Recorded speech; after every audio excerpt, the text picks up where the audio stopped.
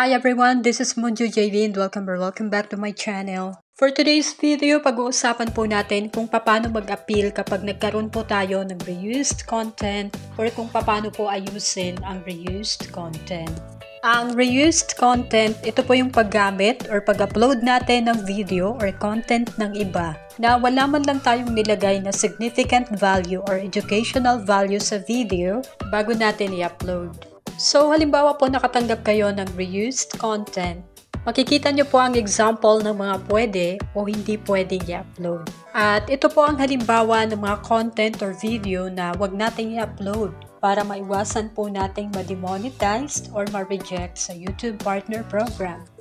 Halimbawa po mga short videos na kinumpile mo from other social media gaya po ng TikTok. Collections of songs. Halimbawa po, nag-collect ka ng mga kanta ng iba't ibang artist or singer.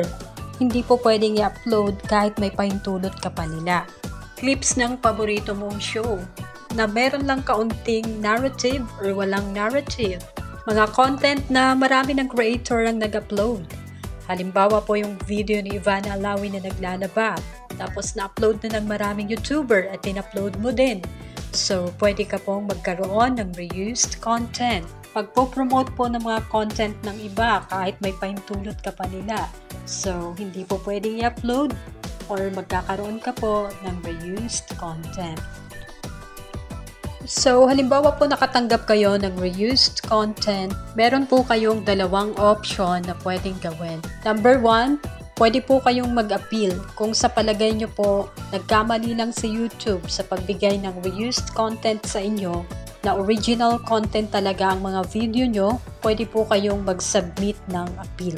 Number 2, kapag naman po palagay nyo, meron kayong content na hindi sa inyo or meron kayong reused content, doon na po kayo sa option number 2. I-edit nyo po ang channel nyo or yung mga video nyo at ayusin nyo po ang metadata or yung title, thumbnails, and descriptions ng video nyo and channels about section. Pero kung sa palagay nyo po nagkamali lang si YouTube sa pagbigay ng reused content sa inyo, pwede po kayong mag-appeal or mag-submit ng appeal.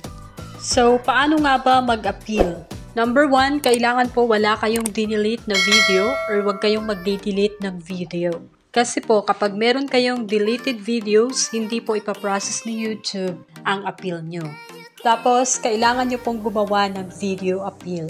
At kailangan po wag lalagpas sa 5 minutes ang video appeal na gagawin nyo. At sa first 30 seconds ng video nyo, ipakilala nyo po ang channel nyo at ilagay nyo po ang URL ng channel nyo. At ilagay nyo po or ipaliwanag nyo kung ano ang content ng channel mo. At ilagay nyo din po ang mga device na ginagamit nyo sa pag-upload or pag-edit ng video. Halimbawa po, laptop or cellphone. So, ilagay nyo po. At i-upload nyo na po ang video appeal. I-unlisted nyo lang po. Tapos, i-copy nyo po ang channel URL nyo. And then, punta na po kayo sa YouTube Studio, Monetization. Tapos, i-click po ang Start Appeal at makikita nyo po ang date kung hanggang kailan kayo pwedeng mag-appeal. So, kapag nakatanggap po kayo ng reused content, hanggang 3 weeks lang po kayo pwedeng mag-appeal.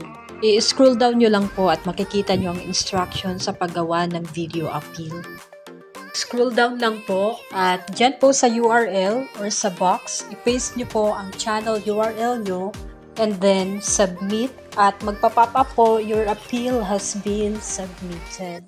At malalaman nyo po ang result within 14 days. At makikita natin ang reminder ni YouTube na kapag po meron tayong dinelete or may mga deleted videos, hindi po niya i-review ang appeal nyo. So, wag na wag po kayong mag-delete ng video kung balak nyo pong mag-appeal. That's all for today, guys. If you have any questions, suggestions, and corrections, feel free to do so. Thank you so much for watching. God bless.